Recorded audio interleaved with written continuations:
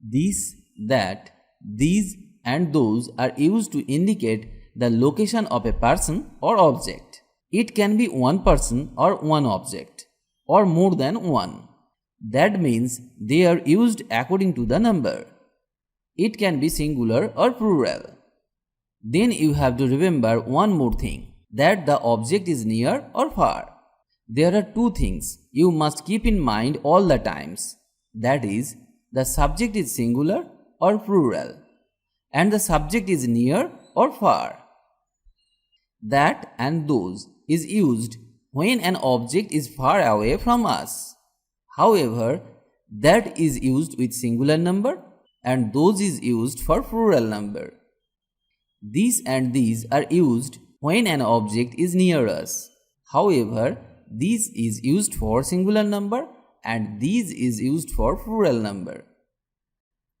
For example, this is a ball. This is a ball. Here's a ball and it's close, so this is used here. That is an apple. That is an apple. There is also an apple, but the apple is far away, so we have to use that here. These are balls. These are balls. Here the balls are close but many, so these have to be used. Those are apples. Those are apples.